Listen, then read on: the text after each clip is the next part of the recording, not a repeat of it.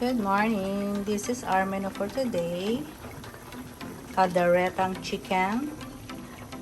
Yan po ang mga ingredients niya. Tapos, magsisigang po ako ng bangus. Ang lalaki ng bangus. And then, ginisang ampalaya with tokwa. Ayan po. Okay. So, see you later. Hello! Good morning! O, di ba ganda na naman ang ngiti? Pag maraming tulog, laging ganyan ang inyong tindera. So, kumusta po? Blessed Tuesday na naman po, di ba? Grabe, sobrang bilis ng panahon. At naaamoy na ba natin ang Christmas? Di ba? Ako po yung unti na nagde-decor.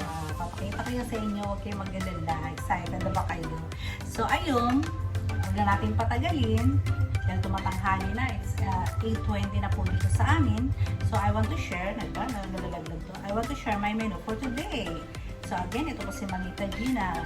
Always sinishare ang aking mga luto everyday. Simple, pero naninegosyo kasi natin. Naghahanap buhay po tayo para malibre tayo, di ba?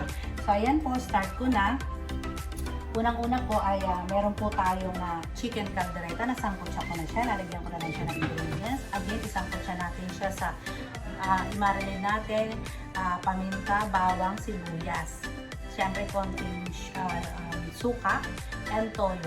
Okay, paminta. Siyempre, may laurel. So, i-marinate ko na. And then now, nasangkotsa ko na. At siyempre, nilagang ko na yung ating giniling para naman sa ating ginisang ampalaya. By the way, ang aking po palang lulutuin ay chicken caldereta, ginisang ampalaya with tokwa, and sinigang na bangus. So, let's start! So, ang aking pong giniling ay nilaga ko na at lalagyan ko na lang ng ingredients. So, yan ha. Nasangkot siya na natin yung ating giniling. So, lalagyan ko na lang po yun ng bawang. So, diba? Ano lang, generous lang sa bawang. Tapos, ito namang ating chicken caldereta ay ilalagay ko na po yung iba po, piniprito yung mga ganito. Pwede naman po. Lalo kung special. Okay? So, dahil tayo pantinda at pang bahay na rin, hindi naman ganun ka-special. Diba? So, hindi ko na pinagpalit.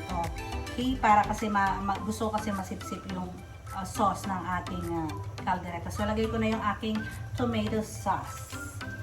Del Monte, Bacchane. Ayan na siya. Lalagyan natin yung marami, isang buo, kasi lalagyan ko po ito ng sabaw later. At syempre, lagyan na natin ang ating mga sangkap para lalambot na rin siya. Kasi malambot na po ito mga madam. At don't forget the atay. Okay, laging may atay para instead of red liver spread, atay po natin. Okay? So, ayan siya. Pagsasama-samahin lang natin yan, di ba? Napakadali po pong magturo mga madam. Kung gusto nyo namang iprito, wala namang pong problema. So, ayan. Dahil sayang yung patas ng ating tomato sauce, kailangan natin siyang ilagay. Lagyan lang siyang konting sauce dito. Ayan. At yung bawang natin ay naluluto na din. Ayan, bawang. Bawang and giniling po yan. And then, ito naman yung caldereta. Hindi ko muna sasabawan. Kaya muna natin siya yan. Masangkot siya.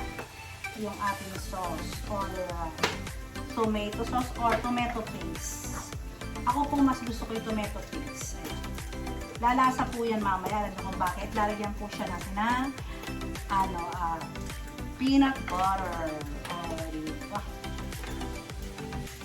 May konting, yung pinagsangkotsahan, may sauce na ng konti. Yan. So, gagawin natin, dadagdagan na lang po natin. Yan.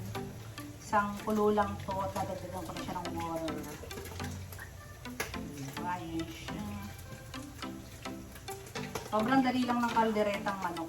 Kasi, di ba, madali lumambot ang chicken, unlike na baboy, matagal-tagal ng corn.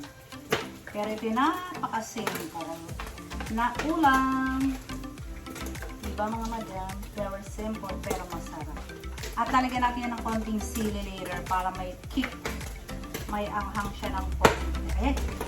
Lagyan natin sibuyas. Nagagalit na siya ang ating pang-apalit. Ay, siya. Ayan. Lagyan natin ng sibuyas. Huwag siyang magalit. Ito na. Pag kang ano rin. Ayan. Lagyan natin ang sibuyas kasi ang palaya nga pala ito. Gusto ko maraming sibuyas ang ampalaya at maraming kamatis. Ito pa. Ampalaya po kasi yan. Yan. Kasi ito rin yung nag-absorb ng pait. Para hindi po mapait yung ating niluluto na ampalaya. So, lagyan natin ito ng patis. Para may lasa na po siya. And don't forget later yung tokwa. Tinry ko na po yung tokwa. Tatapin na lang yan ng buwan. So, lutuin yan. Kalamutin lang natin siya.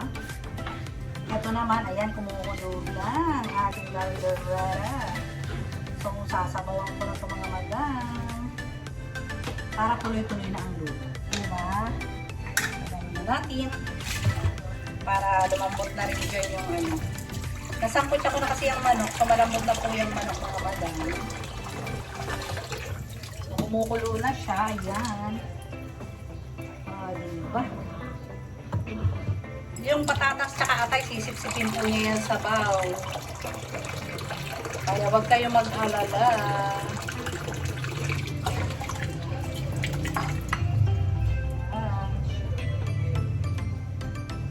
Kunin ko lang ng isang puno yan, ha mga dad. Lalagay natin ang peanut butter. Hindi ko muna ilalagay ngayon masyado kasi baka manikit dito ba. Bumibili lang ako ng ganito. Masarap na peanut butter kasi ito mga madam. Masyadong mahal kasi nasa bote. Diba? Hindi ko siya ilalat. Baka maglasa ang karik. So, babalikan ko kayo. So, hello, I'm back. Ayan, nilagay ko na po yung kalahati ng aking ang tawag dyan, peanut butter, and nilagyan ko na siya ng sili and konting tubig. So, ayan, punong-puno na siya mga malambot. And, ayan, malapot na siya. Palambutin ko lang ng konti yung patatas. And it's done. Super creamy ang ating chicken caldereta. Kung gusto nyo, lagyan nyo ng top cheese, mas masarap, diba? Pag special or pambahay lang, hindi nyo titinda, lagyan nyo siya ng cheese. Ako, hindi ko na siya lalagyan ng cheese.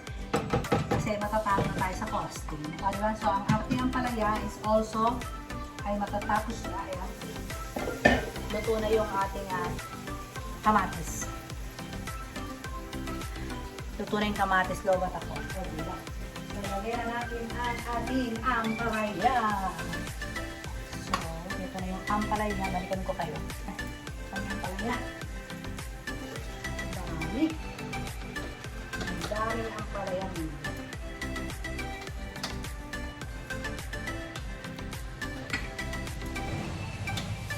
Kasi laging bitin po yung ating ampalaya pag niluluto.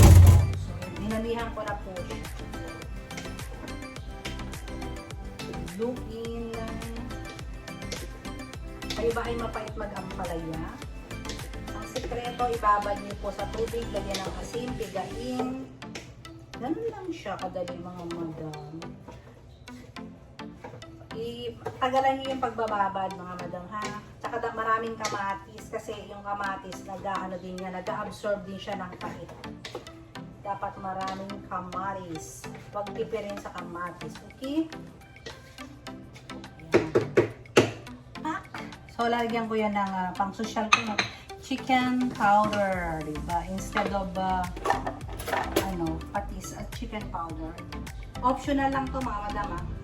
Optional lang yan. Hindi naman kailangan maglagay kayo. Lang, para lang maubos yung chicken powder natin. So, simmer lang natin ng one time and then lalagyan na natin yung ating itlog. Balikan ko kayo. I'm back. So, ayan na po. Okay na yung half cook na yung ating ampalaya. This is half cook na. So, ilagay na natin ang ating itlog. So, yung itlog, nasa sa inyo na po yan kung gusto nyo pa ng marami. Kung gusto nyo dagdagan ng marami. Diba? Ilagay na natin ang itlog. Sa akin, okay na po ito. Sakto na yung itlog. Na-coat na po niya yung ating ampalaya. Kaya na kayo, hindi nyo nakikita yung niluluto ko. After naman kinukuhaan ko ng picture, di ba nakikita niyo po yun. Tapos sinalang ko na rin yung sibuyas, kamatis para sa sinigang. At ilalagay ko na ang nalagay ko. Tokwa. Para isda.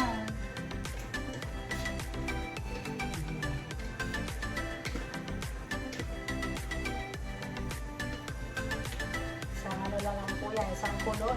Yan na po ito, mga nagan. Ayoko ng labog ang aking ampalaya.